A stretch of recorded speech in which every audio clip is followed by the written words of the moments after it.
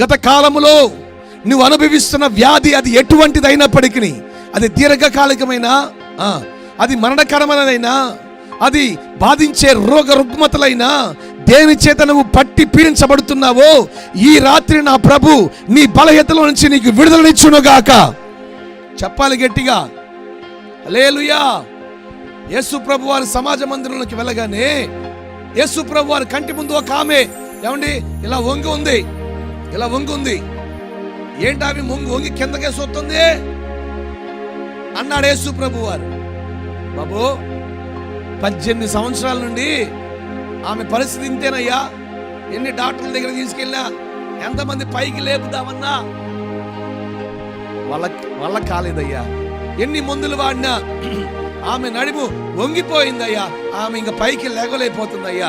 ఎన్ని సంవత్సరాల నుంచి? 18 సంవత్సరాల నుండి. ఎన్ని సంవత్సరాల నుంచి అంట? ఉన్న ఆకాశం పైన ఉంది, ఈమె చూపెప్పుడు కిందే. ఎందుకంటే బలహీనపరిచే ఒక దురాత్మ ఆమెను పట్టి పీడిస్తూ ఆ బలహీనత వైపు ఆమెను ఈడ్చుకుని వెళ్ళింది. రోగాలు తింటేనే కాదండి వచ్చేది. ఈ లోకంలో ఒక వ్యక్తిని బలహీనపరిచే అపవిత్రాత్మలు ఉన్నాయి. అవి మనిషిని బలహీనపరుస్తూ ఉన్నాయి. నువ్వు అనుకుంటావు మా తాతకుంది, మా ముత్తాతకుంది, నాకు వచ్చింది అని. ఏంటిది? నువ్వు అనుకునేది కాదు. నిన్ను బలహీనపరిచేది ఒకటి ఉంది. ఆ బలహీనపరిచేది ఆమెలో ఉందని సమాజ మందిరంలో ఉన్న ఎవరికీ తెలియదు. సమాజ మందిరం అంటే సంఘమే. సంఘానికి వస్తుంది 18 సంవత్సరాలుగా, కానీ ఏ పాస్టర్ బాగు చేయలేకపోయాడు. ఏ విశ్వాసి ప్రార్థన వల్ల ఆమెకి విడుదల కలగలేదు. కారణం, వారు దాన్ని ఒక రోగంగా చూస్తున్నారు. కానీ యేసు ప్రభుకి ఆమెలో ఒక దురాత్మ కనబడతా ఉంది.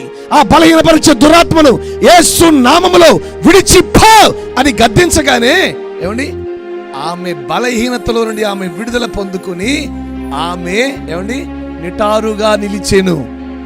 చప్పట్లు కొట్టి గట్టిగా చెప్పండి. ఈ రాత్రి నిన్ను ఏది బలహీనపరుస్తుందో నీకు కనబడకుండా, నిన్ను ఏది వేధిస్తుందో దానిలో నుంచి నా ప్రభు విడుదల కలుగు చేయను గాక. సృష్టికర్త అయిన దేవుని సేవకునిగా ఒక ఆజ్ఞ ఇస్తున్నాను, ఒక విడుదల ప్రకటన చేస్తా ఉన్నాను. ఇదిగో నజరేయుడైన యేసు నామములో ఈ రాత్రి కూడి వచ్చిన వారి ప్రతి బలహీనతల నుంచి విడుదల కలుగునుగాక. యేసు నామములో విడుదల కలుగునుగాక. బలహీనపరిచే అపవిత్రాత్మలారా యేసు నామములో విడిచిపోవుదురుగాక. విడుదల కలుగునుగాక. సంపూర్ణమైన ఆరోగ్యం నా ప్రభు ప్రతి ఒక్కరికి దయచేయుదురుగాక. చెప్పండి గట్టిగా.